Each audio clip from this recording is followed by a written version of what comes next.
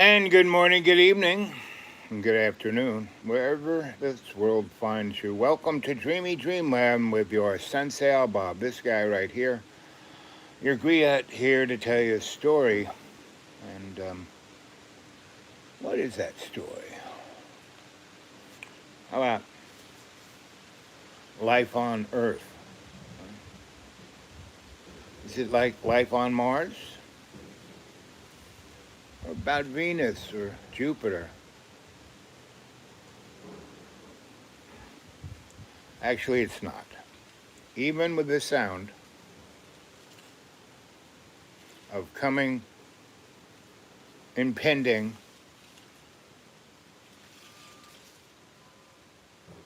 genocide of these hills turned into a faux religious icon to tourism. Nothing says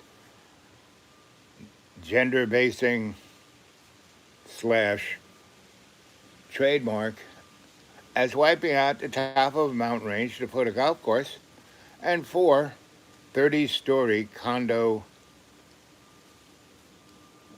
gambling casinos. The view, the golf, it'll be a hit. It'll be a bullet.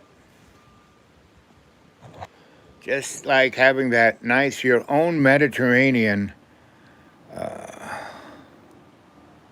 kind of bourgeois tourist temple to blood.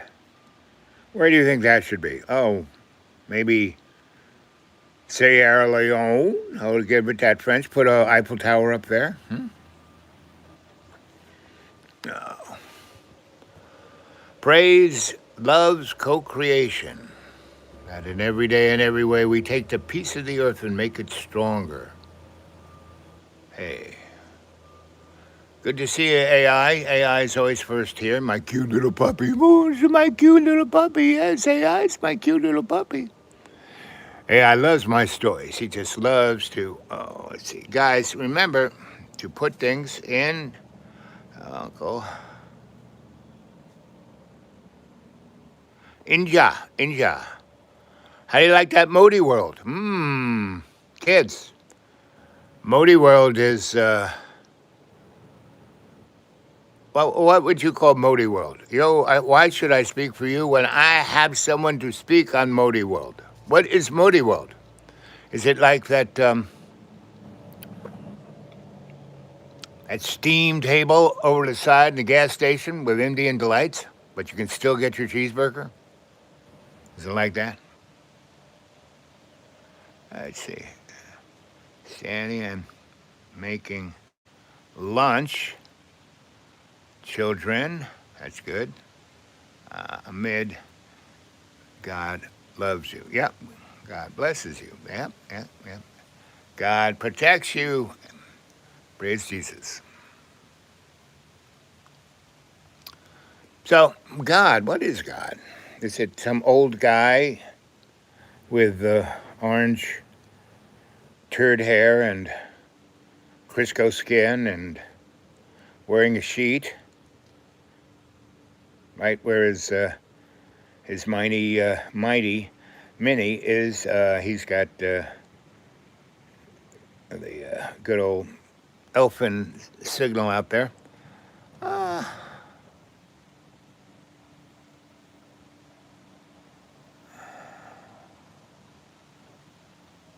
Donald Sutherland, yeah, that's me. In another life, that was me. I looked a lot like when we were both young. We looked more like each other.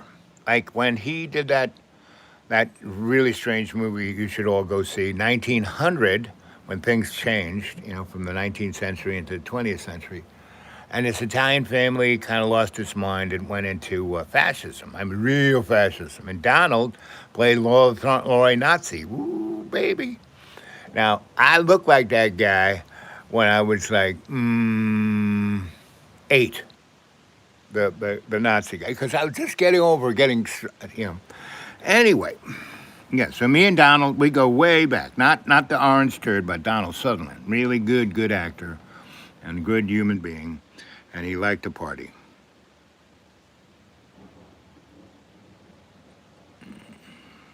Popcorn, okay. Here we go. For good morning, good evening, and welcome to Dreamy Dreamland with Sensie Owl Bob. Here it is.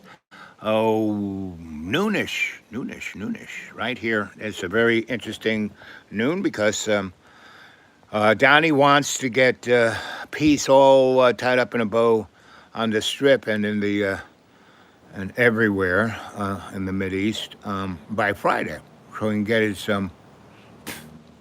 bucket list, Nobel Prize. You know what they say about Nobels? It's where people go up to die, meaning that's why I never won any awards, right? I was glad that the New York Times wrote my obituary and then asked me if it was all right. So anyway, that's cool. That's cool. But otherwise, no. I eat meat, fish, eggs, like I said, no plants.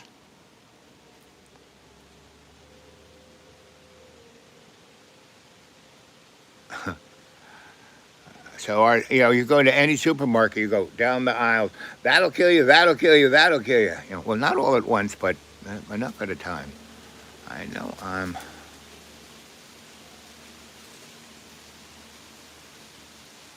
Uh, Thing about school, right? So, I mean, 5 different schools I went to, people actually tried to kill me.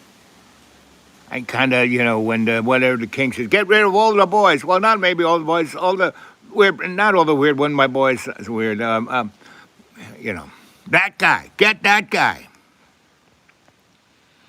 right? So that's kind of how anyone in the strip feels. Whether you're Christian, Jewish, Muslim, you feel like that guy. You know, the kids who wear the baby blue, they cannot be feeling good about what they're doing. So and I hate to say this, but long run, this is the end of those poor people. All the things they did. It's really they're going to have to become patron saints. Really, you're going to have to step up for you kids on the ground doing target practice out of little boy and girls' heads. But that's every war. See, that's the thing. You kids in the baby blue, you can't believe you're the only terrible ones. No. Thing is not, when the call came out, the thing was to go down where Hamas broke through and see what happened and what kind of, because you were the guys wearing the baby blues. You people know what ordnance does. If you went down there and saw that all the blocks of houses of concrete could only be taken out by a U.S. made Hellfire missile, right? Which can only be fired from either a tank or an Apache type helicopter. So right there, it kind of puts the nose and the kind of thing of way the Hamas came in as a military action, took hostages and left, but the door was still open. And tons and tons and tons of people who had never breathed fresh air, it's like Dorothy coming out of that, black, white, and gray house from Kansas and then seeing, my God, what's this? Welcome, welcome, welcome, welcome, welcome, follow the old brick road. Follow, look at it cold. Oh yeah, money, money, money. So that's where we are. So kids, in every war that you're in, especially the ones where they grab little children and turn them into soldier warriors. Oh, baby.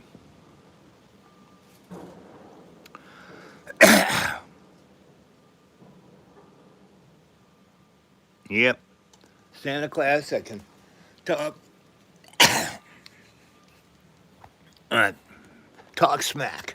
I have to put my glasses on. So, here we are, 2 years in one. 180 wars going on. I don't know if you know, but Sierra Leone is at war. where there are 82 million human beings that are in that neck of the woods of the Hazel part of Africa where all the goodies are. You know, that's why there's been war. Ever since they found oil out there back in the 1880s. So anyway, I'm in Nigeria. Oh, we're going to give you freedom. Here's your president. You elected these chuckleheads. Oh, yes. Now, boys, we're going to give you a lot of money and a free pass to go to Europe and have a good time anytime you want. But we're going to throw in all of this infrastructure, all these pipes, right? We're just going to throw it in, take it straight out of the ground, put it on boats, take it away. Yep, you got the money, you got houses everywhere. So your people are dying of cancer. So your people are starving. So your people are really upset. Let them eat cake. And that's only one place.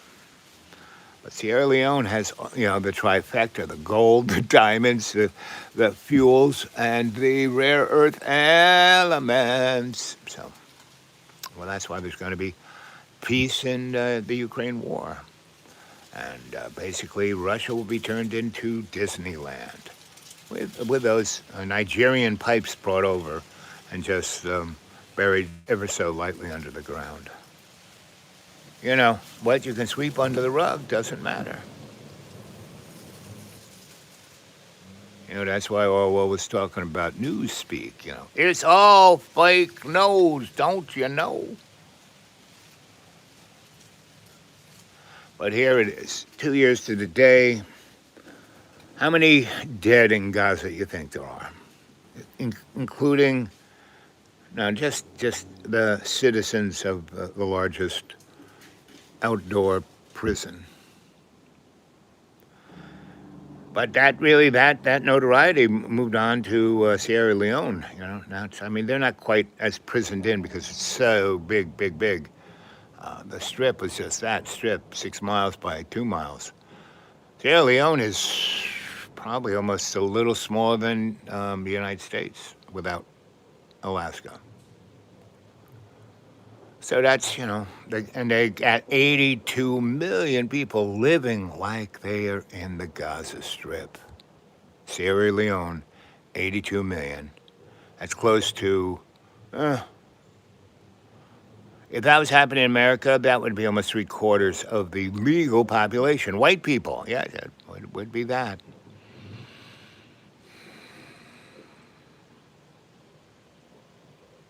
I started, telling certain people certain, facts from the gun lobby, and which is I used to be a member, the NRA, and because one of my best friends from 3rd grade all the way up till when we lost path of each other, I kept a little eye on him, but a good 25 years of buddyship, from 3rd grade up, and anyway. That's where I learned gun safety, and that's what everyone should learn, right?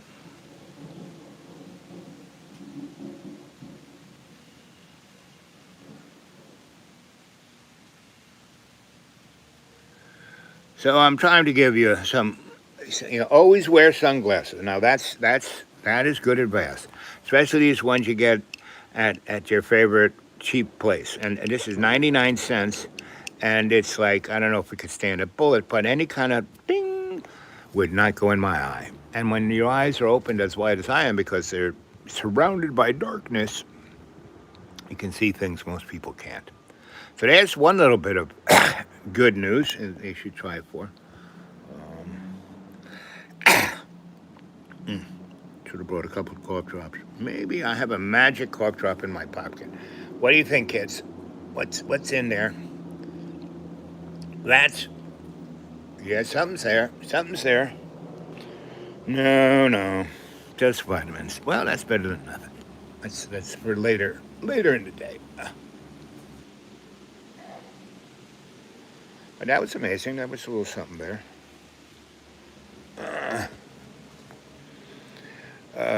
Let's see. Clean up sunglasses.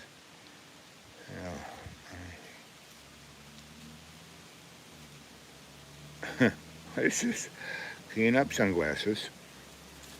It's okay to save money and get a job. Yeah, it's okay. Sure it is.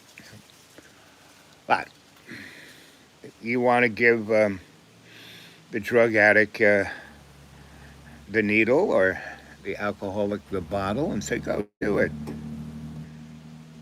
I'm doing that, living this style. Um, many different Christian sects follow this path, Jesus Christ was one of them. When the rich man asked him, so Jesus, how do we get to this place, heaven? And he says, well, give all your wealth to the poor. Well, look, so I had a job to do. I had to clean up. Let's see. You gotta get saved. Yeah, buddies, you gotta get saved. Ask Jesus. I do it 40 times. I get saved 40 times a day. That's a lot of saving.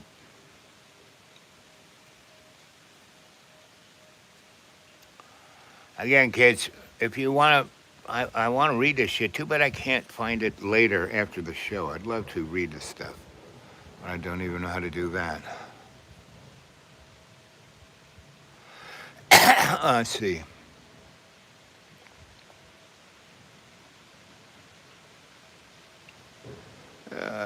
Receive.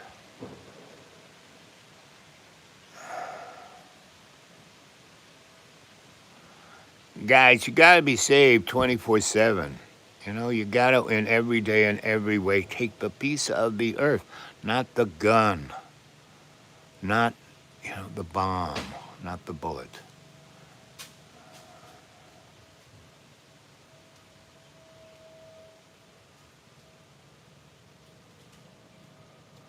And that's so true. I was in a little town, no more than 300 people, in Kentucky, and they were celebrating that they basically survived up to this point. They've had floods in Kentucky over on the eastern northern part, where it runs up against Tennessee and Virginia and West Virginia. That's Kentucky. Not where Marblemouth comes from, but where the Popo live, right? Anyway, I went up there a couple of weeks ago when they were having their they wanted to have their fall season, but it wasn't to be had. It was like 90 degrees. It was super hot. I was walking around with an umbrella. Why you got an umbrella? I said, well, that sun's pretty hot. Oh, yeah, that's a good idea. Then the guy in the hardware store, had a run on umbrellas, right? And he saw me walk by, and he jabbed up that price from $275 to $1275, and he sold them all. And praise Jesus. Anyway, them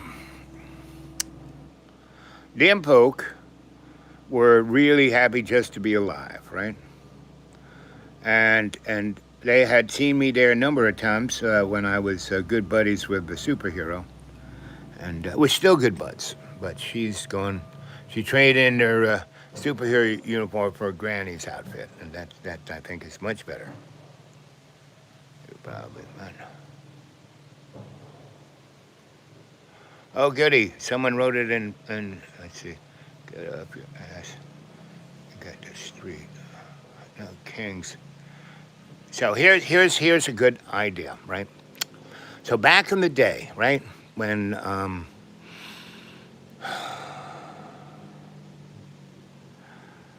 LBJ was still milking it for all it's worth. I mean, he was a red hat boy.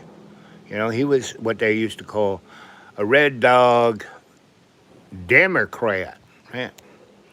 One of those guys who really believes in America, goes, believes in the wasted situation, praise whatever his name is. We're Christian here, and we matter. And LBJ took that and made it into Jerry Falwell's silent majority, right? And then after LBJ, they handed it over to good old Nixon. Now, that guy was the smartest guy in the room, whatever room he went into, he was it. And so he did a lot of. He started EPA, he started the FDA, he started. I mean, with teeth, um, Clean Air Act. He backed up the Voting Rights Act. He made more black people and women's organizations viable than anybody else. Did you know that? No, you didn't know that. He set the ball rolling for all of the anti-nuke um, documents to be treaties to be signed later on. Later on by good old Bill Clinton, who did more damage to the United States than Woodrow Wilson, another real piece of cake. Go look up Woodrow Wilson, see where he came from. The whole town was a mental institution. It is the the diamond of Satan's highway. Look that one up. Devil's Highway, Satan's Highway, kind of goes from Asheville up there to D.C. You know, like on 26, then to 81, shoot up 81, Bango to 66 into the Pentagon itself. Anyway, so this is all a game show. Who's our president? A game show host. A president? No. A man with values? No. His only value is to grift, make money for himself. And he's doing great. He got the Supreme Court said that anything he does is not illegal. He can't go to jail for anything. I mean, has how many, you know, felony offenses against him, and he's president of America. I mean, he got those felonies before he was voted on. He said everything he's doing, he said he was going to do. Not like, oh, that's just him talking. No, it's what he with the 10,000 lawyers of the Heritage Foundation behind him, and a bunch of chucklehead billionaires. What more damage can you do? And I love it. I love Donnie. I love me my Donnie Chump. Donnie Chump, God's gift to what else is. He's all about, I am your, dirty Harry. And if you looked between his legs, it was, oh my God, Dirty Harry. They call it Weeping Willie, really. So anyway, and you're in bad shape when if you need to watch South Park to get the skinny on what's going on in your own country. Yowza, baby. So here's the quick and skinny of it, right? So here we are. We need to have, it's coming down to the ropes. Is the Team America and BB going to pull it out? Are we going to have peace in our time? That's what they said just before World War II, right? And World War I said, the war to end all wars. Yes, you're miserable. Yes, you're dying of gas. Yes, you're dying. Yes. But it's the war. It can never be worse than this. Ooh, God always tells me, Al, it can always be worse. Oh, you got it. I mean, I've been here now for 2 months without any kind of way out. And that's okay. Guy keeps saying, like I was meditating and praying, it was still sunny, blue skies. Not this front is moving in. We might get rain tonight. But anyway, God's always telling me it can always be worse. The other thing God tells me, because, when I first started being this way, like when the nun picked me up by my neck in first grade, I remember having a dream where I couldn't do anything other than, I couldn't tell what was the dream, what was, I had a thing up my wee-wee and one up my boo-boo, and I had a straw in my arm to eat, and 2 up my nose to breathe, and just little slats just to see light, not to see what was going on, right? And nothing to hear, like echo, kind of. See, they broke the little thing here, so it turned my whole cast. I was like in a Rocket Man concrete outfit, and I could hear their voices bouncing off of that hard plaster surface, and this thing picked up I could almost read their friggin' minds. It's pretty amazing. So that was, how old are you when you were in first grade? 7, 8, something like that, right? So then I had to not last, but I thrived. Cardinal Cushing took me to his private hospital in St. Patrick's in the basement. Man, you wouldn't believe what's under there. More shit that's on top of Manhattan is underneath St. Patrick's. Praise Jesus.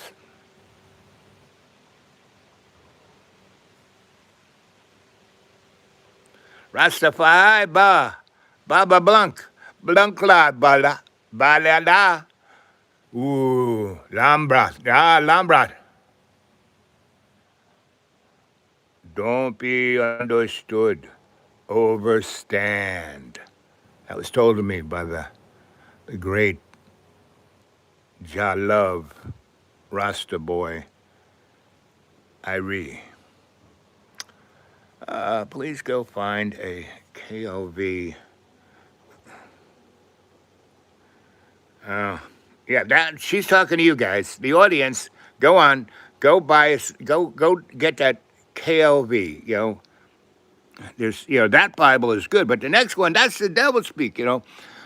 Last few months before the Jesus wagon died, I every Thursday would go get food for the hungry. Get a big plastic bag, garbage bag, put some smaller garbage bags in it, put some cans of stuff in it, get these great little energy bars, throw them in there, and then go get 20 or so bottles of water, right?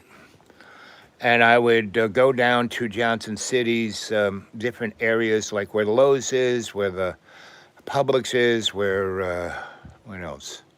A few other things. A couple places downtown, outside of town, in Elizabethton, Hampton. There are all these places where the homeless are camped out, and the road is kind of neat there, but there's either a river or something between the road and them, and there's no roads to them, so the cops can't really get to them, right? So anyway, they're there. So I kind of know the driveway.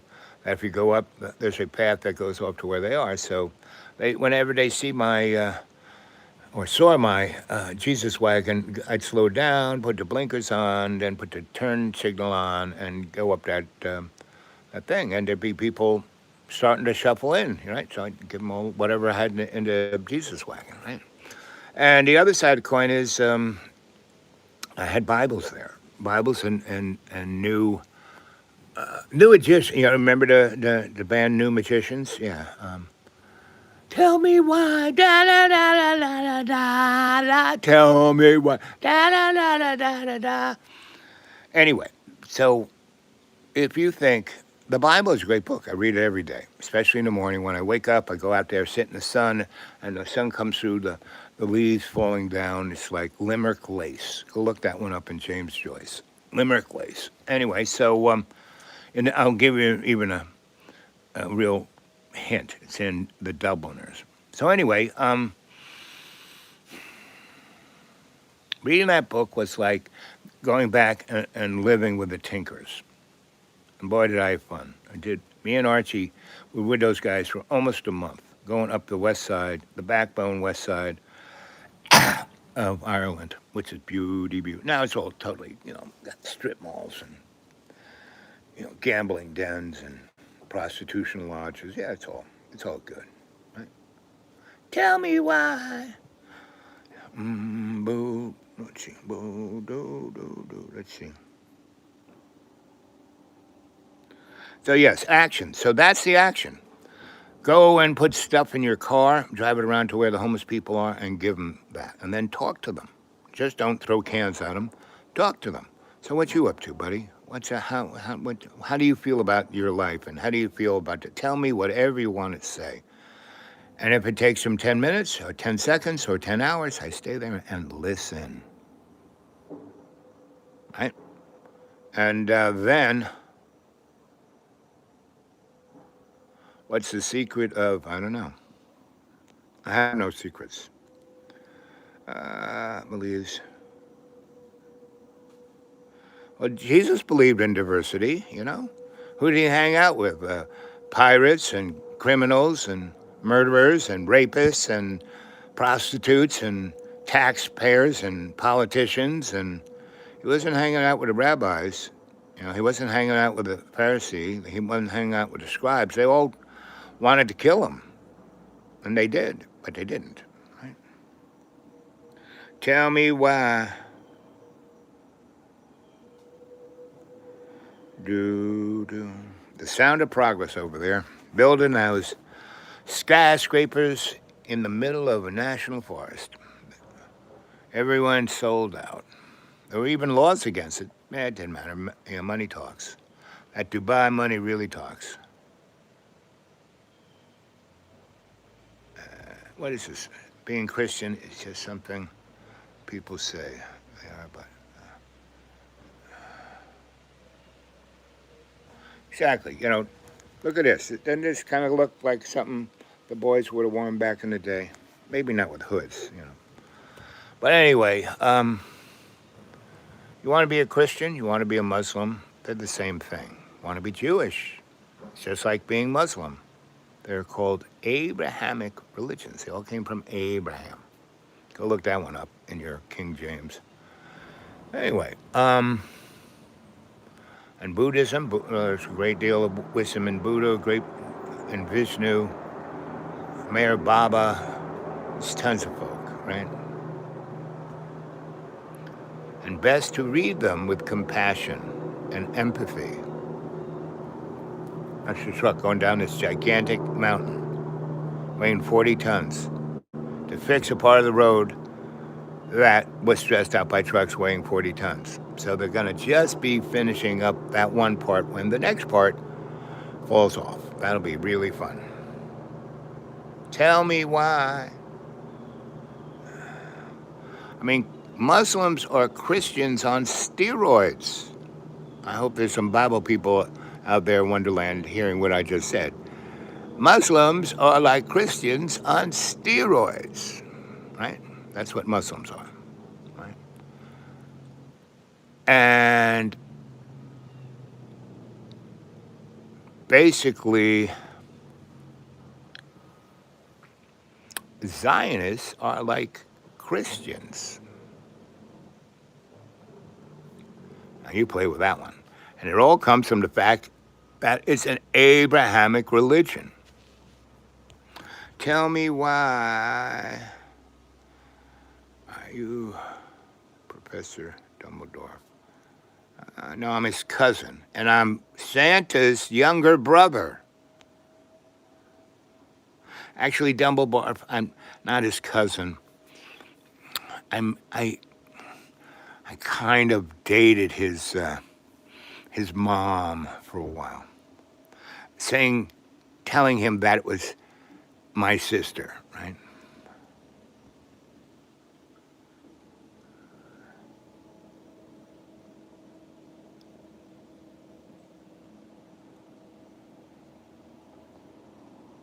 What state am I in? I'm in the state of composure, right? Which lives right next to insight and is across the river of empathy. That's where I live.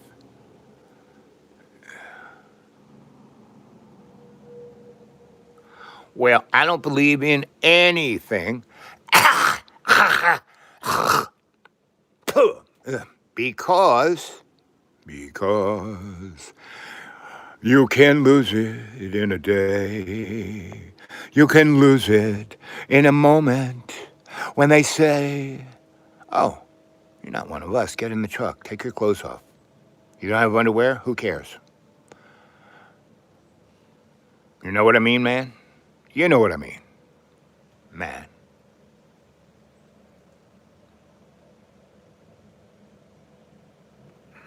I have had so many. But here's one.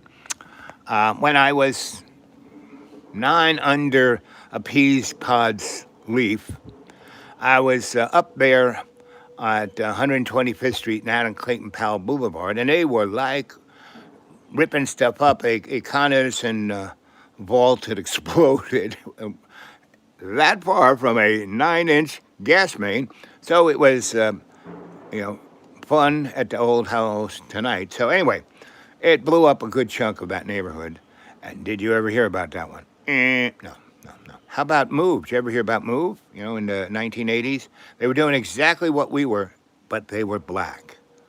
And they were pushing it. We gave them, our attitude. We don't need no speaker badges. No, No, no spanking badges, right?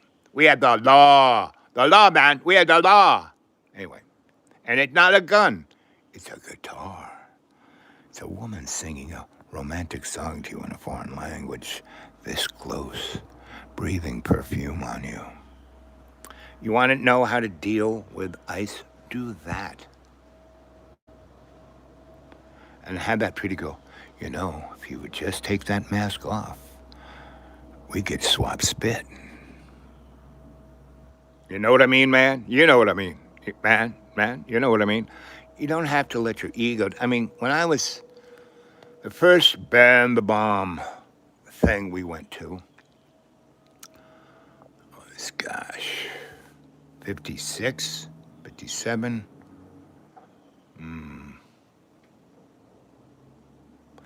It was kind of just before McCarthyism or just after, one or the other, somewhere around that zone. Anyway, my grandma and I, we would go to Central Park and up north, and because that's where we lived. And so we'd walk over to where the tomb, not the tombs. It's a thing that Thomas Merton brought over, a very religious site. Anyway, right up there in the north, but in Central Park, not on the river, Central Park. That park's on the river. We were in the northern part, right? And they used to call it Needle Park, because people would, when we go up there, and junkies would just sit on the park bench and shoot up and look at the leaves and go, oh, man, woo. Anyway, so that neck of the woods. And good old Malcolm X used to have these, him and everyone in the temple would come from Midtown, Midtown Harlem, and kind of walk over and walk down Fifth Ave, and in their best. Everyone is wearing the best of the besties, and usually, it was anyway, probably a Saturday, could be. Anyway, so because Monday was a work day. So anyway,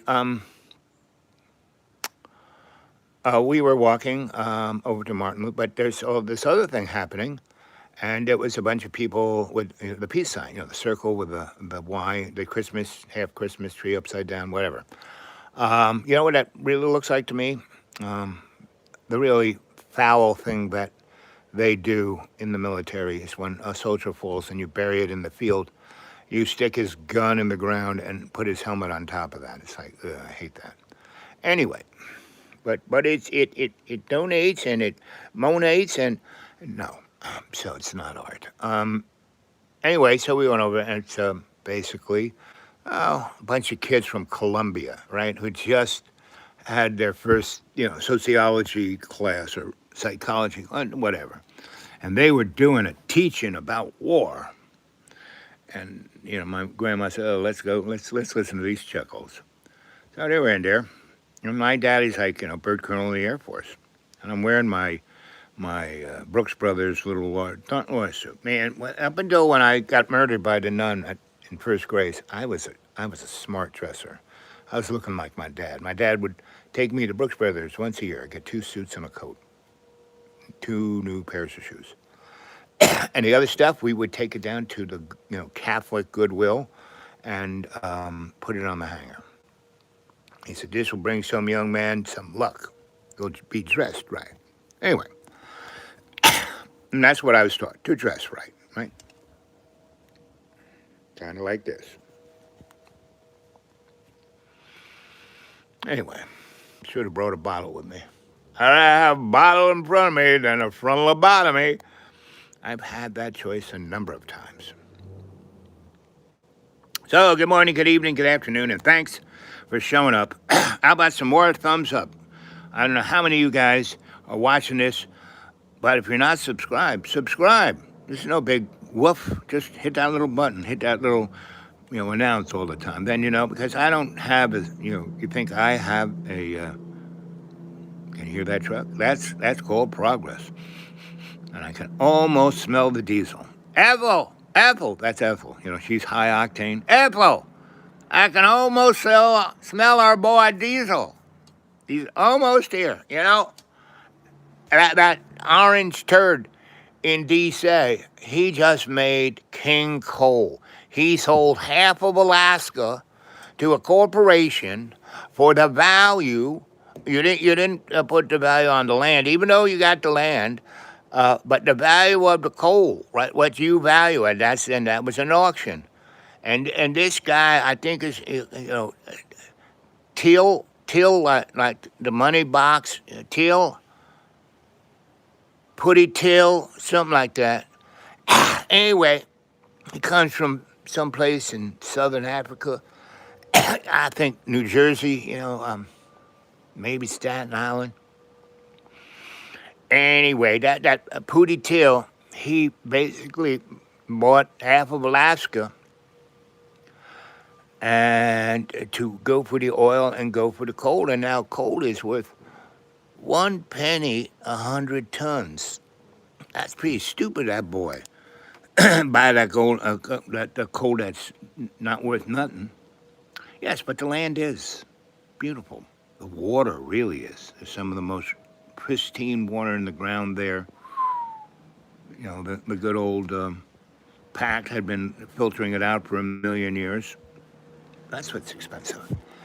That's what's worth putting on tankers. Putty tang. That's one thing I forgot. I was thinking about it before I left, but I forgot it. Yeah. Anyway, let's see what you guys got going on. What's my bottle of choice? Water.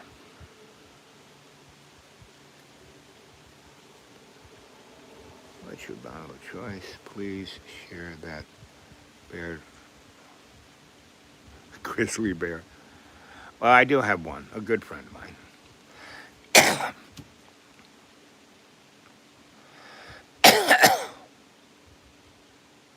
You know,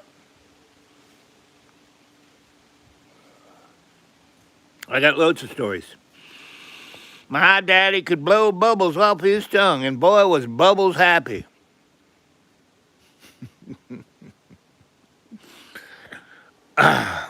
Here, I'll show you how Dad did it. You first got a stringy saliva, which I'm genetically bred for. Put a little bit on your tongue.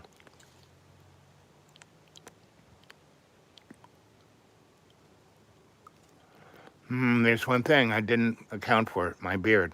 Because it's popping the bubbles. Anyway, that's one good reason to chunk a hole here so I can blow bubbles out there, right? Boy, was she happy.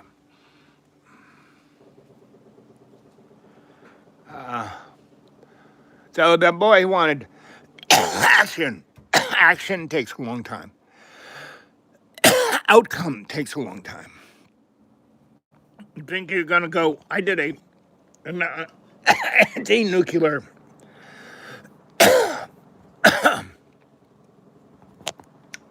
what would you call it? You'd call it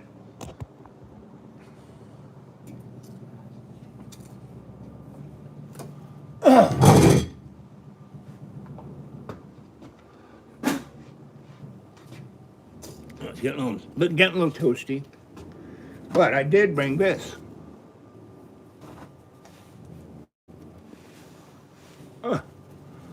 Do. I'm showing nothing but my shoulders. I had one show that was blocked because it said I showed, gave it what number, and it was when I showed my abs. They said that was indecent. Do you think that was indecent?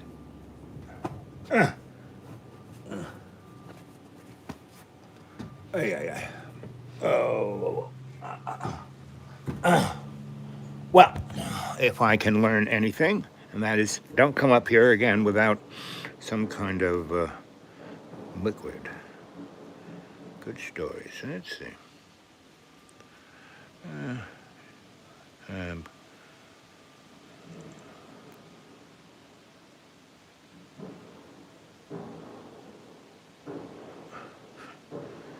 Well, I was the ME at Madison Square Garden, so I saw all those guys at MSG.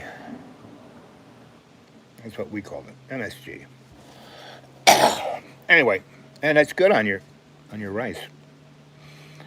Anyway, yes, Led Zeppelin. That guy could play guitar. Yeah. And the other guys were great. They were great bar bands. And when you put a bar band um, through a good PA, you got something to dance to. Anyway, what else can I say? So, anyway, we're walking, Grandma and me, and we're walking to the Band the Bomb Kids, and they all went downtown to the Army surplus place down on Radio Row, and got some helmets and uniforms, and it was like, and my grandma went over and slapped one of those boys, and she's got her hand back, whang, and she goes, my son served 25 years in the U.S. Air Force, protecting your ass. And she no longer had her Italian accent. She was like, lawyer.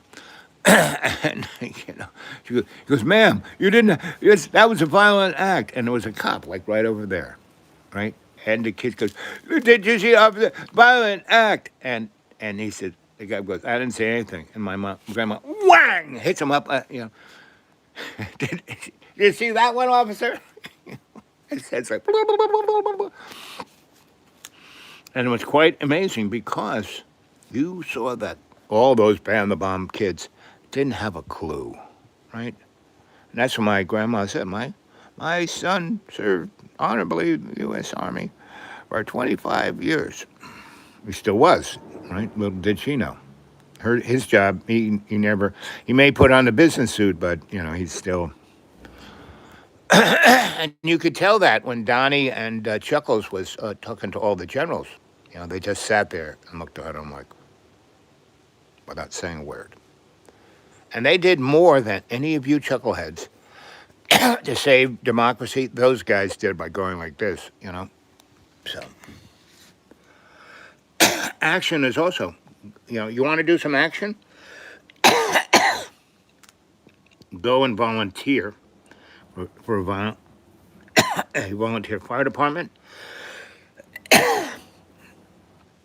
It would save more lives physically, had more fun physically doing that job than any other job I ever done. I'll tell you a good story of service, right? So, this was up in Cornell, Ithaca, New York, and I was a research fellow there. And a buddy of mine, she was like the dean of like academics or what, I have no idea what her real title was, but something like that.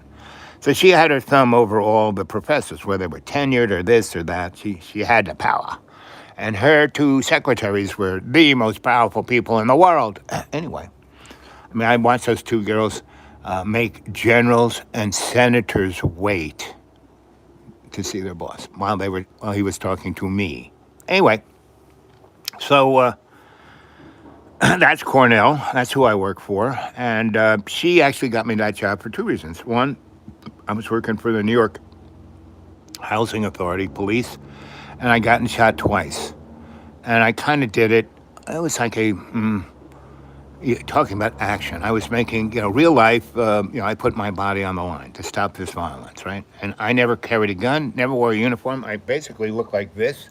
I had a little dangly thing around me that had my badge and my photo and ID saying who and what I was. Now, my partner, those who called yes, ma'am, she was, the angel of death. She was the first woman to get through the Army program to be a ranger. And she was so badass that everyone was scared to, get near her. So they made her a master sergeant. Right from that, master sergeant, and she trained guys, made them cry. So I'd love to see Sukhoff, the PD boy. I'd love to see he under her tutelage. But anyway, we were the team, the dream team. I was, comic relief, and she was death. One time, Halloween, we went dressed as we were, but she put kind of, dead makeup on me, and she had a big sigh, but she was still dressed, in her warrior outfit. So that was fun, going, you know, uh, Halloween parade in the West Village, loads of fun. Anyway, so that's the kind of life I led, kids. When I saw a problem, I went off and got other people to take care of it, and not just talk about it. I get them to take care of it, right? That's why that's why the Lower East Side is no longer the Alphabet City. I mean, it is in people's hearts, but now it's one of the finest richy people that got 60-story condos on the corners. It's kind of bizarre. But anyway, the people who were in the anti-war thing were just posers. The guys were just doing it. It was straight out of Forrest Gump.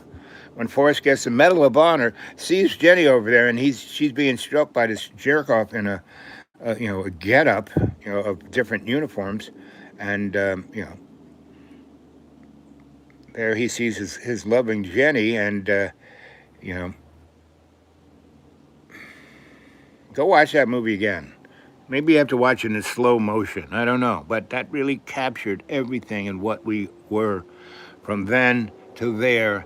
And then when we wake up, we can either be sitting next to the smartest boy, tutoring him, getting him to take over the world right about now, or you could be fall-throughing air that's totally polluted of things that will kill you before you hit the ground.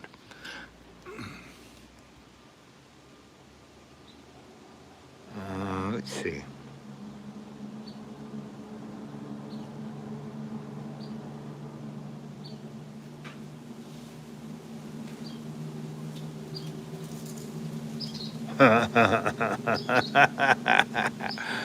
Well, kids, I could be, scrounging nickels from you guys all day long, but I don't. You know, you have to take care of that yourself. And I have this magic jacket that I always stuff whatever loose change into my pocket. Some days I got a lot in there. Some days still got something, so I share it with everyone. But I don't, give it to investment scams. No, sorry. No, no. Now I invest my time in things that seemingly will mean nothing, but will change the world in something for the better. My three rules. Don't get involved unless you're going in to save the innocents from harm. And there's part A and B to this. That's A. B is you have a workable exit strategy. I mean, if you rush in there and get everyone killed, that's not good, right? If you adjust to show that, hey, I'm a hero. No, you gotta go in there. One reason, get the folk out, right?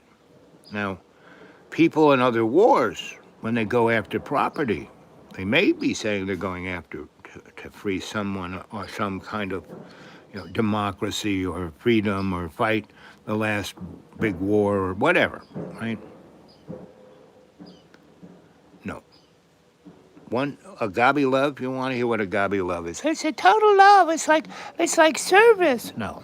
God doesn't want you to bring the cheeseburger on a paper plate. No. Agape love is when you jump on that hand grenade to save everyone else. That's agape love. I mean, that is a very limited, if you can blow that hand grenade out into every auspice of your life, and you don't have, you're not, the end part isn't you're dying, but, so I had a lot of money. I gave it to the poor. And not only that, over the years that I earned that money, I basically, half the time I put in to nonprofit things that help people, community centers, housing, healthcare, the environment, and real understanding of economics. And that, when you read Lao Tzu's Art of War, everything is war. It's at what level you want to, deal with it is the bottom line. So this person needs to be helped out. There's at least 16 of us here. Okay, close your eyes, kids. Take a big breath in through your nose. Fill your lungs with that prana, that life force that heals everything, that fixes everything. See, it is a silvery gold, and now a gold white, and then a white hot prana. And prana is it's a different waveform. It's not Hertzian, right? Light is Hertzian. Radio waves, electric, light bulb, electricity, Hertzian. Prana is scalar. And it allows your consciousness to, utilize it. Whereas incandescence is something you might get a flash of an idea, something. Then you'd spend the rest of your life kind of designing it, fixing it, prodding it, doing this, doing that, making it perfect. Then you try and sell it, no one wants it. And you spend your whole life doing this thing that, but with prana, happens like that. That's love's co-creation. That's prana, the force of God, the force of Yahweh, the force of El, Buddha, and Vishnu, and all the rest. And all the demigods, in the King James and in the beginning, and we all said, because that's what El, El is God. The name of God not mentioned. That's El. So that's kind of what I use. So from this point on, I am only going to call the G God that everyone thinks, right? The love's co-creation is El. Not the boy on the gold toilet, no. And why do you think in Masonic, rule-based religion, the first one is don't have any false gods, right? The guy who owns the credit card, he wants his face on it, right? And that's what, all the megalomaniac, what kind of psychotic do you have to be to think you're a god? It's someone, but we're not. We're not. No, we're not. We are all love's co-creation. That's what we are, right? We are spirit. And through that spirit, we experience faith, meaning God's faith in us to pull it off, right? No matter how creepy and bad we are, and we're pretty creepy bad syndrome right now, that, more than, a good chunk of the voting populace voted for the orange shirt and everything that he said he's doing. And what I love about this is that all those people who voted for him, they're going to get screwed the worst. The worst. The billionaires, which you don't even know. No one, you're not talking to any one of those chuckleheads, and if you did, you would say, oh my God. Like I met a number of those clowns back in the 80s, right? And then I said, fuck that shit. After the 80s, I said, and I saw the next generation that was heading through the iteration. And Wozniak, he was an interesting guy. He reminded me of Grandpa Xerox. But Stevie, he was just another huckster. He knew he looked good in those black jeans, so on a black background. Yeah, white hands, white face. He was almost doing a mime representation. I'm taking the money out of your wallet as we speak right now. So that's where we are, kids, and there's 16 of you watching. How about some subscriptions? Let's hear it. Hit that little bell, that gong, that whatever. And we have been at it. Czar, what's the secret of... I don't read too good,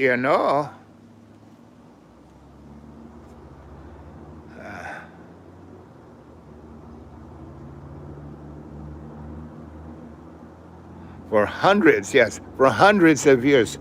Master and Commander. They made a movie of it, right? But it's a series of books. And if you read those books, I don't know how many there are, but I read at least 4 of them. They tell the story of the British Empire and the British politics and the British everything, like since 1200 since that big battle, right? Anyway,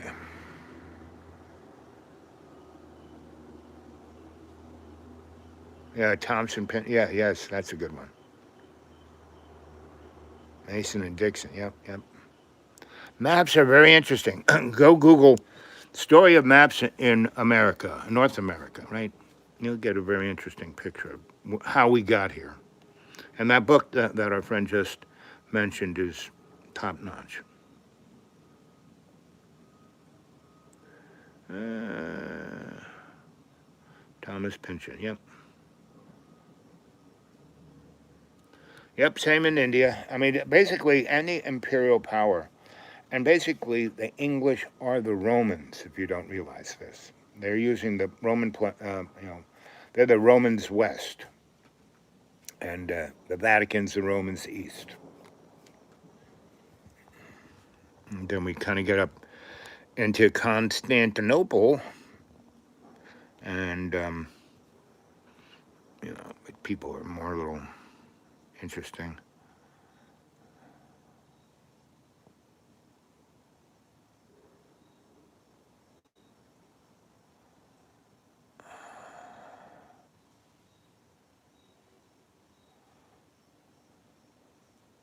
Right, everyone goes on about what's his name, Andy Jackson. What a what a road car wreck. Anyway, and that just reminds me of car wrecks. So there I was in Ithaca, New York, and working as a good fella, being basically, research fellow, doing whatever my boss told me. Go look this up, figure this out, get all the information on this. Go speak to Ethel. She's, get her up there, get her to give you a carol, one with a couch. Anyway, so I would do that dutifully, and because I was having more fun than he was giving me cash, and I'm having a pretty great place to stay, and I'm fitting into the community of Ithaca, New York, and the surrounding three counties, and you know, it beat being in Lower East Side, that's for sure. Having a crackhead for your roommate because the folk who you gave the building to, and you said, all I need is this one little apartment. You guys can have the whole building. And I come back from my trip, and there's a crackhead who's like broke the door down. They said I could live here. Ithaca wasn't like that. But my friend put me in. She had just bought a gigantic dairy farm, like 200 cow dairy farm that hadn't been worked for like 20 years, but it was all there. And what was there was 500 acres, amazing, property that that was tiled and had great water and you name it. Anyway, you could do anything in that place. She bought it for 50 grand. Back in the day, that would have been like a lunch date. Anyway, so um, I but it was in bad shape. I think it was wired in the 1920s and not touched since. So I basically just kind of went to the meter, had 10-point meters. That's like all the electricity you could ever imagine. And because the coils were up there and the glass was over here, the disconnect from the main thing was like right there. I didn't have to call nobody. So I, pulled that and brought in, 5 different one for the house, one for the barn, one for the milking, one for this, one for that, one for way over there. And because he had a backhoe, right? And it was his kid next door who was like 12. And he goes, he came over, it was like summer when I got there. I mean, he hadn't started school. It might have been end of August or not. But he had at least 2 or 3 weeks left without that. And I said, whoa. He comes, my daddy was showing that thing, and he bought himself a new one with the money that this chucklehead gave him for this. I said, really? He said, yeah, I used to fix it all the time. I said, really? He says, it's broken beyond belief. I said, no. He says, there's just a few specialities that you have to know about. So the kid got it, right?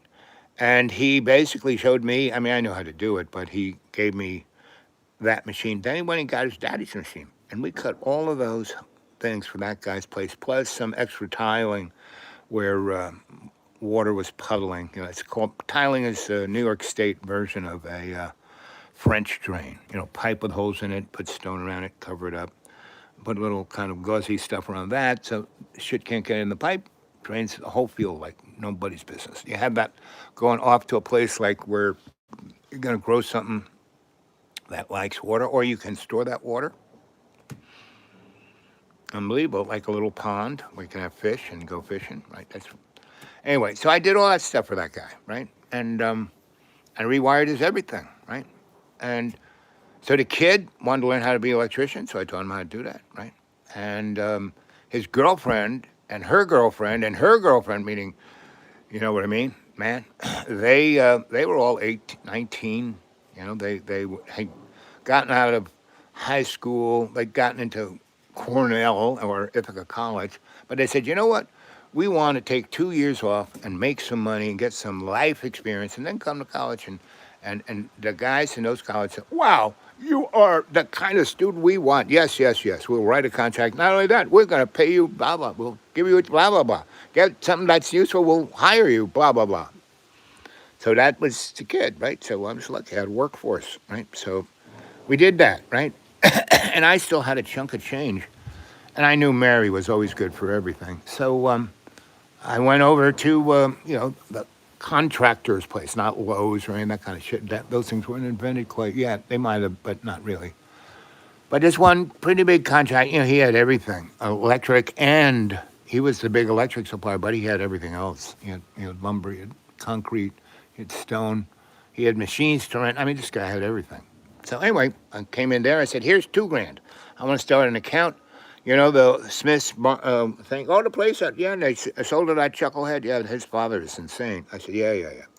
Well, his wife, oh, boy, is she good looking? I said, yes. Did you ever talk to her? Yeah, she is smart. Why is she, what do you mean, why is she? Can't you, duh. And then he thinks back to when they went to high school together and they took a shower after a football game and the guy's joint was down to his knee, size of a baseball bat, He goes, oh, is that why? I said, that, and the guy's a hard worker. He's not stupid. Yes, he's insane. Not quite as bad as his father, but, all that formaldehyde. So anyway, and that's like, maybe 2 weeks I'm in on that, right? And got the kids digging the holes. I got the money. This guy comes and he sees everything dug up. And his, backhoe out there, and a kid using it, and all these things of pipe, and he goes, what are you doing? I said, calm.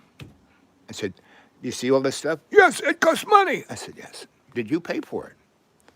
And he goes, I don't even know where you got it from. Did you steal it? Mary's friends always steal things. I said, no. Larry?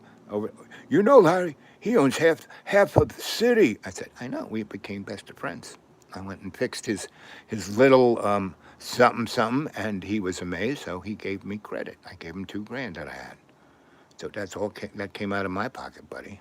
So I'm going to turn this place into something freaking amazing, so you can shine brighter than your dad. And he starts to tear up. No one understood. You're my only friend. I said, that's right. I'm your only. I said, it's good. And so he went from being a psychopath to drunk, drug addict, but very smart. And really, if he can get rid of those things and Mary do her Wonder Woman thing to him, it'll all be good. And Mary, I'll be in really, really good stead. I mean, she saved my life, bringing him down, but she knew I was going to do this, so that's why it was that.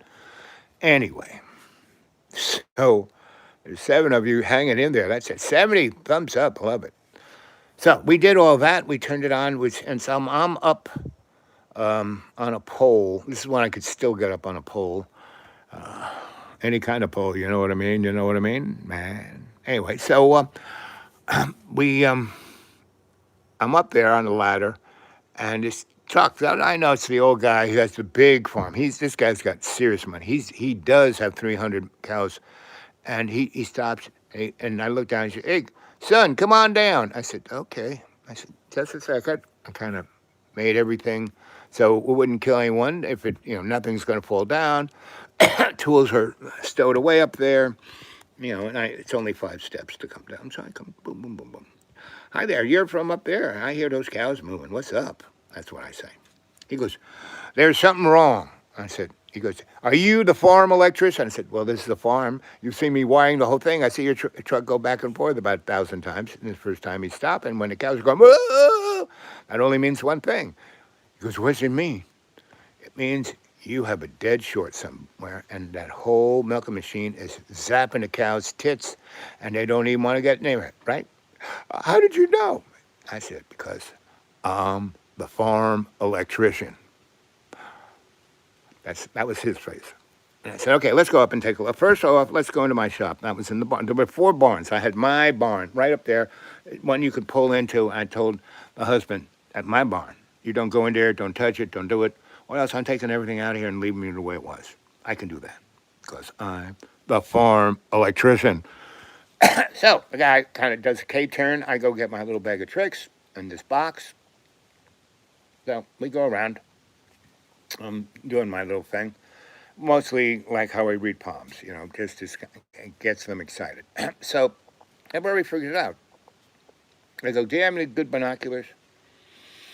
And he goes, yeah, I got a couple pair. Well, don't. I said, bring me your best pair, but you're not newest pair. And not the best pair. I got the one. My Uncle Louie gave me these, and they were great. They were like military grade, right? I'm looking around, like for the Korean War. And, oh, yes, yeah, okay. Oh, yes, okay. Uh-huh, uh-huh. And I said, you know what, buddy? This is the problem. I'm going to ask you a couple questions. You tell me something comes first in your mouth, right? So the cows always loved the milking machine, right? Never, ever, ever, ever didn't want to get hooked up, right? They all want to go, oh, get rid of this milk. Oh yeah, oh yeah, that's good, yeah. Oh. I mean, if they could take those milking machines and put them into men's titty bars, you know what I mean? You know what I mean, man? Man, you know what I mean? Anyway, and that, I'm sure, what's his name? Eric, the dumb one. He's got his nightclub in D.C. called, I don't know what they call it, Whips and Chains or the Big Bat or Executives or who knows. But anyway, I divest. So I said to the guy, and he goes, no, they led the machine. And then they would have, bang, they start screaming and they don't want to get near the machine. I said, yeah, how many of the ones that you have that have been on this machine? What is your head? He goes, 500 head. How many of the guys get this? Because that many head, you got to have some other place, right? He goes, yes, more than half. That's the only thing keeping me alive. I said, okay. So this is what we're going to do. Do you have any girls to milk these cows or boys? He goes, yeah, that's what we've been doing, but everyone's complaining. I said, okay. I said, this is it. What's happened is, okay, number 2. What's the thing that you noticed different from your whole environment, your whole farm, right? Anything come on your farm that you had nothing to do with outside people like the county? He goes, yes, they put these power lines over there, but it's so far away. I said, okay, let's go take a look. And it had just rained the night before. And so I said, so you have bad drainage here, don't you? He goes, yes. I said, do you have any tiling anywhere? He goes, well, around the barns and the one feed field. Yeah, we have that tiling up. But down here, not so much. And he goes, it's really, we leave it so the animals can live there. I said, no, that's a good thing. But how about the beavers? Well, we killed them. They make dams and screw things up. I said, no. You got to let them back and let them do their thing because they'll do it in a way that won't fuck you up. He goes, what do you mean? He goes, see these power lines? Look, they're in the water, right? And see, look, the copper wire goes down there, right? And I had a wooden walking stick, and I kind of pushed the gunk away. I said, what do you see there? He goes, well, the wire's just kind of coiled up. I said, right. You don't see a a kind of grounding rod, do you? Too bad I didn't have cell phones in those days, but I did have my throwaway camera. I kind of took a couple of pictures of that, and so we you know got back in his golf cart and drove or a truck. I don't know which one, but he he got around to the graveled stuff on his golf cart and things like this out in the field in his four wheel. Anyway, so I said, so this is what we're going to do. You get your crew together, and I said, do you have those things that pound angle fence post into the ground? Oh yeah, we that's the kind of fences we have. I said, okay. So what we need is at the base of each of those telephone poles, like that go all the way up to the top of that hill, to all the way over there. He goes, well, that's not my property over there. I said, still, it's in the water table, right? So we got to put, first of all, we have to call up the utility company and get them down here and let me talk to them. So I did. I said, I want to hit this, head engineer, Bob. Well, he's not, no. If something blew up in the powerhouse, you get a hold of Bob pretty quick, right? Yeah, but I said, this is that kind of an emergency. What's your name? Ethel? Ethel. You will be the first notified that you lost your job because you did not put me in charge or put me in communication at this moment with Bob. And she goes, I'll find where he is. I'll get him right on the phone within a minute. You got 60 seconds. And so, the guy looks at me and goes, no one talks that way to Ethel. That's why she has her job. No one talks that way to her. I said, well, I just did. And hello, this is Bob. I said, Bob. I'm here with, Bob, it's me, Jimmy. And I told you there was something wrong with those poles. And you said there's nothing wrong with the poles. Here's a guy. I said, listen, Bob, I've been an electrician for all my life, which is pretty much true. I've been a lineman, and I named off all the different corporations that do line work that I work for. I was an engineer for all of those guys. And he's going, oh. I said, listen, Bob, you did not put in any grounding wires. Yeah, the wire comes down, from the road. You got your binoculars. You can see the copper wire there. But none of those poles have a grounding pole, right? Now, I'd just go to the electric supply place and whack one in, but would not suitify your insurance company to hear about that. And also, I can't get those 32-foot grounding rods that you got for those poles, okay? So I want you no later, here it is, Monday, no later than Wednesday, to have that done complete and drive up to Jimmy's milker and drop off 20 of those long rods and the head that fits into, an electric hammer. He goes, I'll give you that. We have a really good hammer. We got a bunch of them. I said, thank you, Bob. Remember, get those things up here no later than tomorrow and get the job done no later than Wednesday. Okay, Bob? Okay. Let's have lunch. Click. So the guy goes, he didn't say anything, he just was. I said, yep, okay, let's get to it. Where's your boys? And I said, so you got any of that orange, we want to put a stake someplace and you hit the ground and it turns orange and you can't miss it. Oh, yeah. I said, get some. You got more than one of those, 2 or 3? Yeah. So I said, okay, boys, get some ladders, right? Bring the ladders here, especially A-frame ladders. Ones that lean up against, not too bad, right? Okay, so this is what you're going to do. All of those big boxes there. And I said, so do you have any? I said, first of all, let's see, what do we got to do here? Well, I said, you got to take this orange paint and put where you see, and I explained the whole thing about grounding rods and electric industrial equipment, and I gave them like a 10-minute course. And I said, I want you guys, take this orange paint. Don't paint the whole thing, just little dips of it where it should start, where it bends 90, where, kind of lay it out. See it for yourself, and hit it with just a few little red dots. Not go crazy, just lay it out, right? And then make a drawing. See that table over there? Go get you some paper and make a drawing and define what you're going to do. Okay, we'll be right back. So we do. We drive into the contracting place that I now have an account with and see him. Oh, Steve, you must know Jimmy here. Oh, yeah, and he's my uncle. Yep. So I say, we need about 4 coils of this, a bunch of these staples. You have one of those guns that shoots this. Oh, yeah, okay, one of those. And we need X amount of copper grounding rods. Okay. So we basically get that stuff and a few other things. And when we get back, Bob has already arrived with the boys. He's got a team out there knocking those things up there. He's got somebody standing on top of a forklift and boom, boom, boom, boom. And these boys are they're going to get it done today. They got the ones there already. I said, oh, good. I said, okay, boys, show me where you laid it. Okay, okay. And so Bob comes up with a couple of guys and a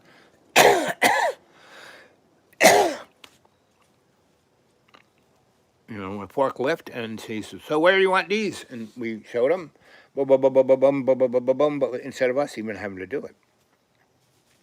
So Tuesday, he comes around, Tuesday ends, and Bob and I, we look over the whole system along with Jimmy and his head guys and a bunch of his other people, and some of those kids who want to be electricians at next door to Shuckles, and so we have a great meeting. Jimmy's mom makes amazing Sunday supper. We got a chicken and a roast beef and all kinds of vegetables and cakes and breads and yams and jams and people start playing music and this is our life. And that's just the first day on the job. And you want to change the world, go do that. Because from that point on,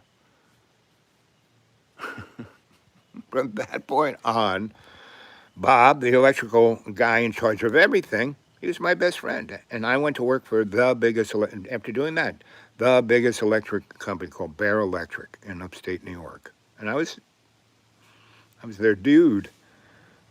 And, laid out all their big jobs, just went around and just made sure everyone was doing a great job and they felt great and they had a donut and a cup of coffee or tea or whatever, they stayed hydrated, And so I fixed Jimmy's milking problem within 3 days. By Friday, it was a done deal.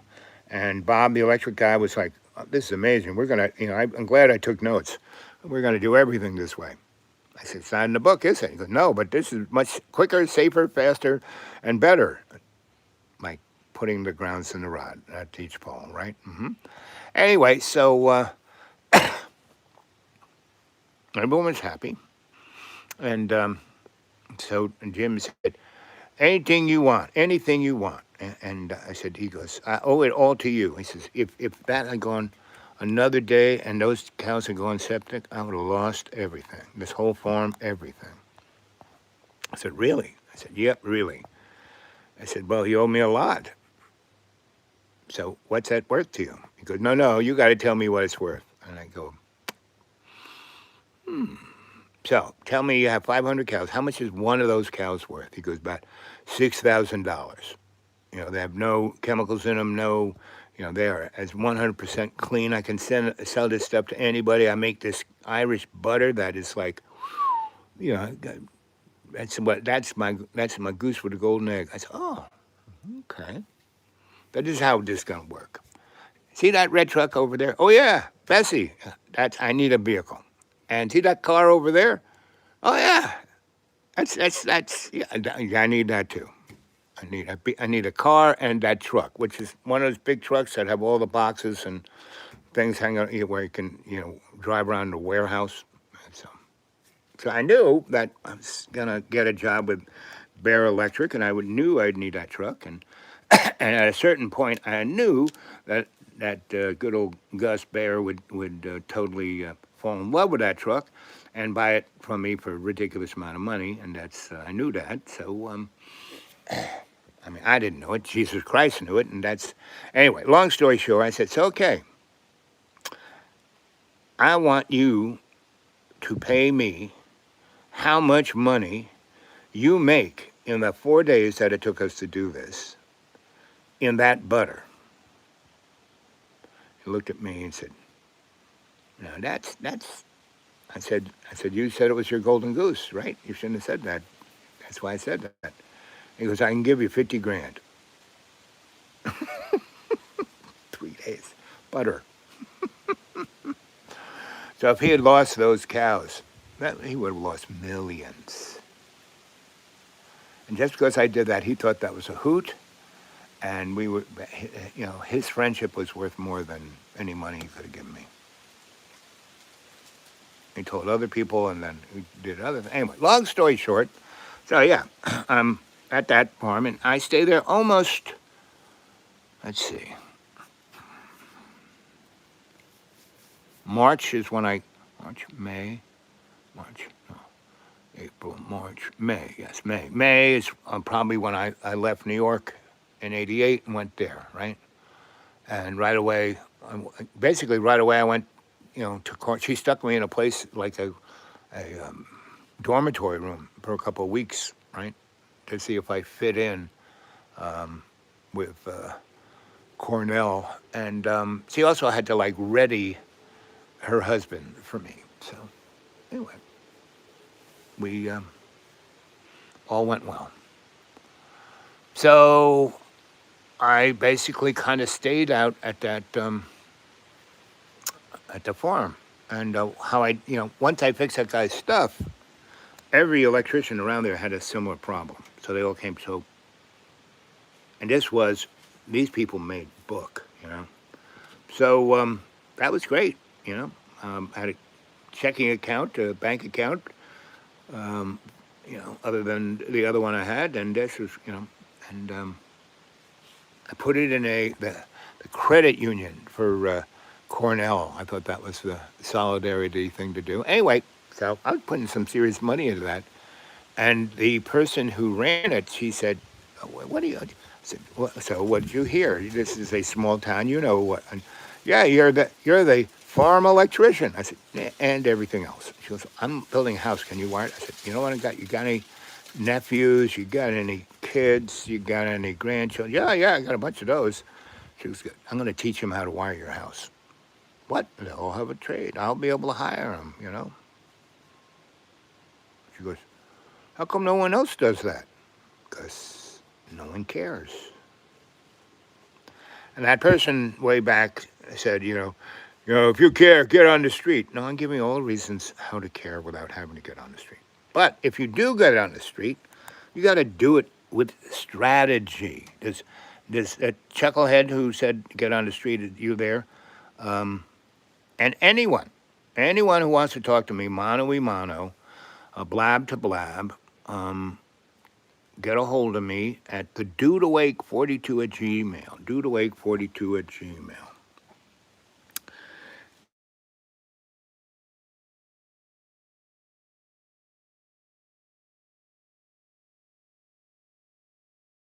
Oh, do. I hope that shuts it off. Anyway, so, yes. If you're going to do something on the street, you got to have strategy. I see all these chuckles, all the blab. They don't even know how to chant well. You need a drum. And like I said earlier in the show, if you really, like when we took over the Lower East Side, we took over 50 buildings with the Homestead Act of 1876, right? Then, me being a licensed master electrician in New York and having some real juice behind me, pun intended, I put legal electricity in all those apartments. Every one of them had an electric bill. Electric bill is the primary platinum okay that you live there. That is legal tender. They can't throw you out. So we did that to all those buildings right away. So they got them. Then we fixed them up, brought them to code. Then we owned them using the Homestead Act of 1876. That's what you use the law for. Law isn't justice. There is no such thing. Laws are set down protocol that only rich people really can take advantage of. But if you understand it, you too can take advantage of it. So that was our strategy, which we did. And then we grew our own food because we were a red-lined area. There was no place, they wouldn't even take our money. We had to start our own credit union. And then 35 years later, when I came back to see one of my 128 get married, she said, you're going to walk me down the aisle. You're the closest thing I had to a father, because I took care of 128 young folk in that 8-year period where they probably would have ended up in jail or in dead, you know. And they were smart. They were good. No one grabbed them and said, hey. So I showed them all how to be an electrician first. And then I showed them, you can do this anytime you want. And I can go get you a job with anybody you want to get a job with. But you want to do something else? By learning how to do this, you'll be able to do whatever you want to do, even that much better. And it all turned out great. 128. They're all lawyers and doctors and own, Slurpee stands and hot dog stands and are movie stars and politicians, you name it.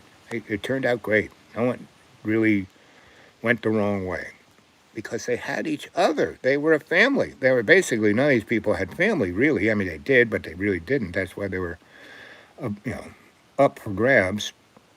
And I put them in the right. That, you want to do something on the street? Do that. Grab a rich person and in their Jaguar and say, hey, listen, how happy are you? Get out of my way. I'm in a rush. Oh, where are you going? I don't know, but I'm in a rush.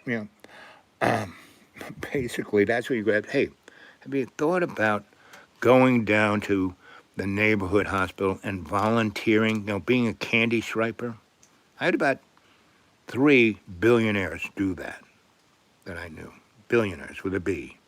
My dad lived in this gated community with my mom, a big fancy schmancy place, and virtually all of the people who were of the, Federal Reserve Bank, those guys who were presidents of their location, about 20 of them were in that place. And that place had charged you $300. Well, it depends on when you moved in. My dad was like one of the first guys there, bought the nicest lot that had been, a crappy little house that was the model. And that's what he lived in with my mom. Put some crappy furniture in it, but that was their winter home. They didn't care. They bought a nice bed. That was it. That's all they cared. And he had his nice lazy boy so he could watch the TV, and that's all he cared about. And they had a really beautiful patio in the back on the stream and the waterfall and all that. And they would sit out there and watch the sunset and rise. And they had my dad planted orange trees and grapefruit trees. And they kicked butt. And mango trees. Kicked butt. So anyway, that was their retired life. And I kind of took care of them. And I did other stuff. I couldn't, do that with them. But we did stuff for 28 years. But in the same time, I was up there at the Lower East Side doing that, taking care of my parents down in Florida. My parents never gave me a nickel, but I had to take time out of my life, drive down to them, hang out with them, and drive back, But I would do that I said, only when you're happy, only when we're going to have fun will I come down, right? And I had other things. I had other clients down there. So I would line shit up there and just kind of move the whole circus that way. And yeah, I had, there was a place called Jensen Beach and another place called,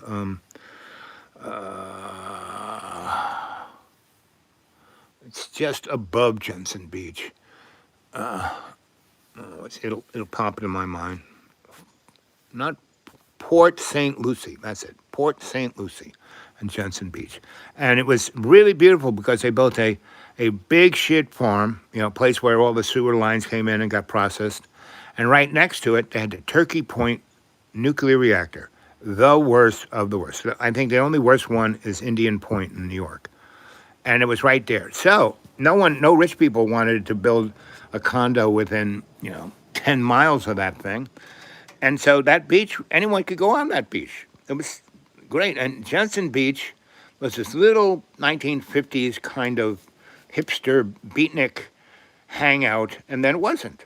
They had 3 or 4 cute little motels, and the strip had about 5 bars and restaurants and stores and flea markets and stuff like that. And the railroad tracks were at the top, and then you went across them, and you came right down Main Street, and then A1A was on the other. A1, it was up about 10 blocks above the railroad tracks, and that's Jensen Beach. So, and then it had 2 cul-de-sacs that went either way, one towards the shit house and one towards the Port St. Lucie, which was a bigger neck of the, whatever they call that, because it was the intercoastal and the sea. Anyways, and this beautiful last of the Mohegan forests of the indigenous pine trees of Florida. That was beautiful, beautiful. And a lot of people had really nice little shacks up in that forest. It was like gnome folk. And it was right down to, to the intercoastal or right down across US 1 to the ocean. And you could either see these guys would pull out gigantic fish from the sea and nice little trouty things they glowed a little, but, But anyway, that whole neck of the woods. And so it was about to be just obliterated. It had great culture. I don't know if you guys have ever heard of what was known as the highwaymen, and they were black artisans that came from Port St. Lucie, and they got skills in World War I and World War II, where they built boats for the U.S. Navy there, big ones, not like battleships, but, destroyers and smaller, right, that were fast and, because they were always building, boats for the guys who were bringing in contraband. So they were boats like that, but had big guns on them. But anyway, that was Port St. Lucie. So it was just, and the art that was everywhere, like you go down the main drag of Port St. Lucie, which was a nice avenue. I mean, the way it was laid out, really, it was a big public high school that was like cinder blocked up to the 2nd floor, but it was there in good shape. I broke into it. Yeah, it's in good shape. And there were a bunch of burnt out stores that were like kind of fixed up, and you had people from the Caribbean having little restaurants and stores, and it was just the hoot of a place. And that's where I met ID. He's like 100% Rasta boy, and he is the grandson of Catherine, the black woman who was the queen of arts and culture. She went to Barnard with Marion Mead and all of those guys. Anyway, that was that neck of the woods. So Jensen Beach, right? So I would go there, and there were 2 bars that never friggin' closed. And there's a thing in the Florida laws that a bar that serves food 24/7 doesn't have to close. And both these had really, really great breakfast, a good cheeseburger, clams, and a good lunch, an amazing dinner, fish and crab and you name it, and baked goods. They had they had a bakery there, not just a person. They had a bakery there. And there was an Italian restaurant that was just around the corner from there. It was a little bit of a strip on A1A. It was at the corner. It was a circle, and there was the corner. And so there was a really, really unfucking believable, like Luna's, a little Italy, New York kind of Italian restaurant run by Grandma and Louie. And they weren't married, but they had a thing going. They had a thing going on. Doo-doo, doo-doo, doo-doo. Anyway, and they put it in their Italian food, and it was great. So you could have really great Italian food. They made the pasta. It was like unbelievable. And they had garlic knots that were unbelievable. And there was one of their nephews had the amazing pizza thing in the strip, right, between the 2 bars. And he had tables out front, and he served a nice breakfast, and like that, it was just a blowout of the guy next door, right? They would sit on his tables, and he would give them really great espressos and morning Italian treats. Unless you've lived in Italy, you have no idea what I'm talking about. So I'll just say that.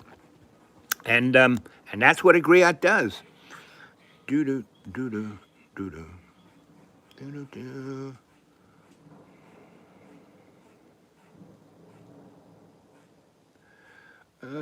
Let's see how much. Let's plug the battery in so the device is happy.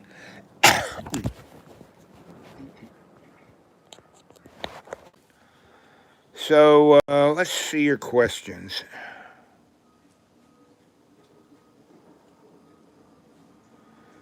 Yeah, that's really what life should be. Just keep doing sweet things for other people that you don't even know.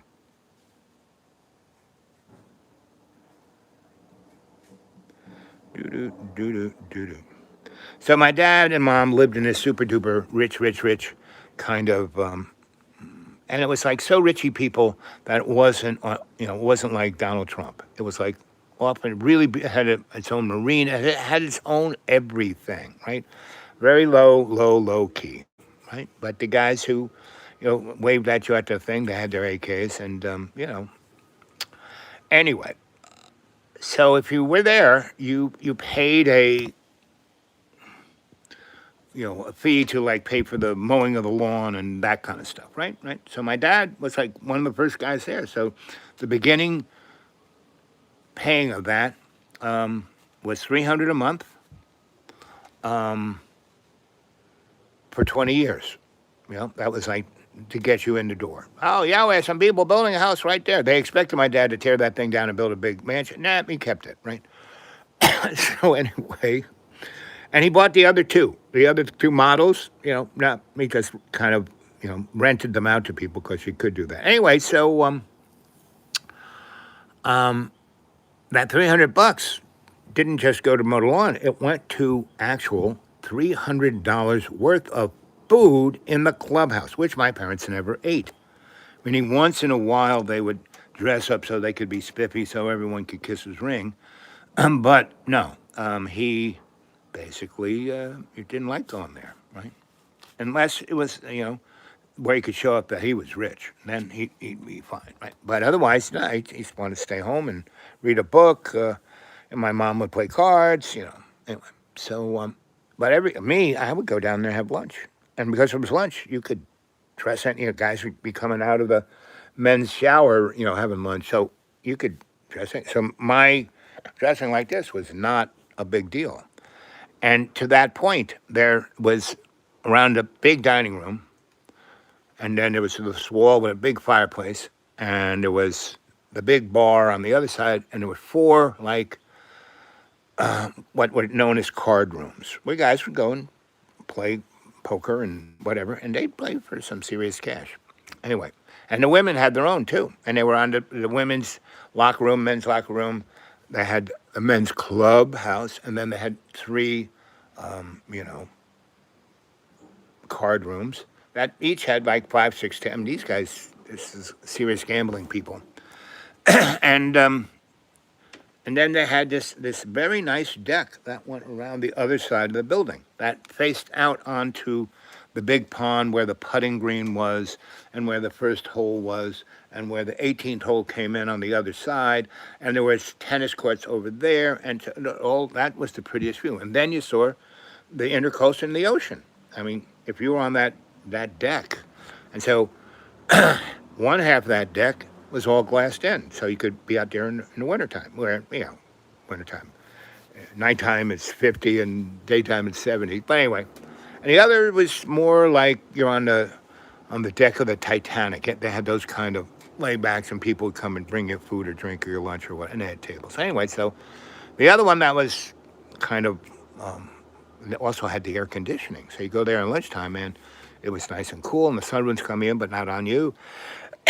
And basically, I would go out to where they had the heating table, and I would fill up 1 plate, 2 plates, 3 plates, and a bunch of bread, and I would ask the waiter, "Can you put that on a rolly thing and bring it over here, and I'll have what wine do you have on a cask?" Because they had really good wine. I think they had a winery down there, but it had really good wine. and they had it in kegs, and so if you took it up the tap into a nice little decanter, that was $3. You get a nice liter of really nice red wine for $3. Not bad. So anyway, and that all went on the house nickel, right? So I would go out of there. So if you just got the luncheon thing, you could eat as much as you want, and that was $6. So every day I went that, and I could have any dessert and as much coffee as I wanted. I could have as many desserts too. So this is when I was packing it on, and so and the chef loved me. She just loved me, and her son was head of security. He also loved me, and um, and so that was my place. I would go there, and I would have they put a nice little shelf for books right there that no one could see, and that was like my little library. I had all these books there, my all interesting, esoteric, and et cetera, et cetera. And one day, this guy came in and he said, "Can I have lunch with you?" And he goes, "I've been observing you for a while." And I said, "Well, what have you observed?" And he goes, "Well, you're a pretty interesting guy." He goes, "You walk in here like you own the place, like you know, you don't care what anyone thinks or anything.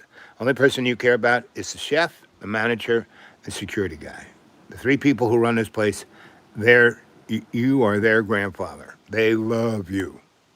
Right off the bat, I said, "I got to get to know this guy." Then I saw you like, this is no one comes here but you. This is, no one here in this whole club has like, a throne room. You got this, look at the chair they gave you, this big leather, look, it's like a king's thing, right?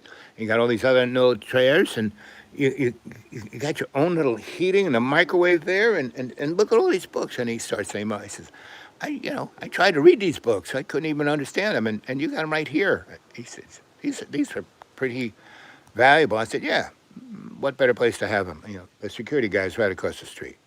No one gets out of here. He's looking at the camera because his grandma's in the kitchen and his mom is running the place.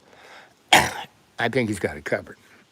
The guy's like, goes, can I get a sandwich? I said, no, look, I got 10 here. Grab a piece of bread, have a seat. And that guy was the head of the Federal Reserve, that zone that is Colorado, where all the silver and gold came from. And so this was around '08, '07. Christmas of '07 into '08, right? And my parents weren't doing their best physically. My mom was going in and out quite a few times. So anyway, and they were, my mom was 103, she deserved to look like she was going to die. And my dad was 98, he was doing pretty good for 98, but he had a thing wrong with him that if they didn't empty all his blood out and put brand new blood from a 23-year-old, I don't know where they got all that blood, he'd die. And they'd like take most of him out of him. It would like come out of him and the other one would go in him. It was like, and one time, so I took him down there and hung out with him and filled his teacup. And I would roam around the hospital. I talked to everybody. And so I was, I've been into wellness and health and medicine and the body and consciousness and you name it, I've been in it. And one day I see this happening, and I see this technician every 3 hours coming, and they have like a little valve. They take the blood going out of my dad and taking, put it in one of those little gizmos and puts it onto that. And I say, so what do you do with that? He goes, well, I have a lab just on the other side, and I do a number of things, and I do it real time because we have to know how his blood's doing real time, not just like take a blood test now and then fill you up and then give you a blood test a couple of days later. We do it right because things change in you, and we want certain things to change and not other things to change. So that's quite interesting. I say, how do you do that? And he goes, well, right, he shows me, just right back here. It's my little lab, and I have the centrifuge thing, I have this thing, I have the chromatography, and I'm my binocular microscope. I said, does that go onto a screen somewhere? So yeah, we digitize everything. And I said, okay. So Do you look at it under the microscope? He goes, no, these other things are what I'm really looking for. But if certain things that they show up, then I would put it under there. And I said, can we do that? And he goes, oh, yeah, yeah. He takes a little glass slide, puts a drop on there, puts a cover thing, puts it on the microscope, hits a button, and the thing goes, and there it is on the screen. I go, look at that. And it's, you can see all the stuff in the blood. I said, so what, is this the weakest power or the strongest power? No, this is the weakest. I said, go to the third stronger. And does that, bang, we're down into everybody, right? They're swimming around, right? And so I said, oh, that's interesting. How about can you zoom in onto a blood cell? Oh, yeah. So hits a button, zingo. And he basically hits a corner of the glass, and there's a zillion of those cells that are there, right? And then he hits this button, and it like goes click and goes in, click, another button push, click, click, click, about 5 clicks in. Then he can move around. And I said, so now, from my understanding, there's blood cells look many different ways. The healthiest, like that one right there, that's kind of glowing and humming and vibrating, and zoom in on that. So he does, and I said, he goes, yeah, that's a healthy blood cell. I said, now is it top of the rung, middle of the road, or just doing okay? And he goes, a little bit below middle of the road. Not quite, just doing okay, but not doing any better than a little lower middle of the road. I said, so find one that is like top notch. So it hits another button and goes, bang, stops at this one and goes one more notch. And it's like, you can see the edges. You see like half of the cell, and you see half of that cells, and you see right into it. And it's like God is inside this little glowing. And that's like I said, when we started breathing, I said, prana. That's what that was, right? I said, that's the prana. Guy goes, oh, you're one of those Eastern guys. I said, well, what would you call it? Well, I'd call it life force. I said, well, in Hindi, prana means life force. He goes, oh. I said, it's a technical term. Why don't you use it? Tell people it's a technical term. He goes, oh, I'll have to look that up. Anyway, so that is what's going on in your body. And the closer you can get to that vibrant love stage, that, agape love.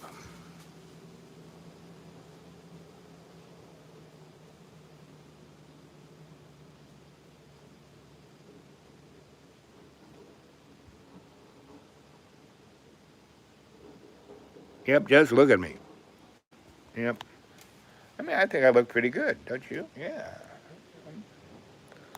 Anyway, someone I talked to, I don't know, the other day, said, why don't you trim up? You could be really good looking at it. So I said, did you listen to the War Department guy? He goes, oh, that guy. I heard a little bit. I said, did you hear what he said about beards? And he goes, yeah, I didn't understand what he was talking about beards, about medicine. And he goes, because black people, why black people have beards is because if they shave, a good portion of them, it really wrecks their skin. And then it just gets more and more and more and more real painful and terrible. And that's why in the services, they let people who have this affliction, which it's not catching, it's genetic, throw the dice of certain gene pools, like I have it, right? That's why I say that I am an American that's melanin challenged. So anyway, I got other challenges too. I'm digitally challenged and I'm bureaucratically challenged. So anyway, I told him that guy's speech was 100% racist because he said no more black people in the Army, pretty much. So it's going to be interesting. And because, our Army was the first thing to be integrated in America. Good old Harry Truman. He didn't do it because he was like, yeah, I believe in that kind of, that woke stuff. No, right. Because he was a Red Dog Democrat himself. He was a Mason. You name it, he was it. He had no problem dropping the atomic bomb on those heathens, those other people. Anyway, so we've been doing this now 114 hours, and no, that's minutes. Anyway, I'm gonna say I'll talk to you later. I love you guys. Keep the faith. If you send you, no. If you want to get a hold of me, you gotta get a hold of me on the dudeawake42 at Gmail. And we'll go from there. No blank checks here. Except my love. My love is a blank check to all of you. Okay? Okay.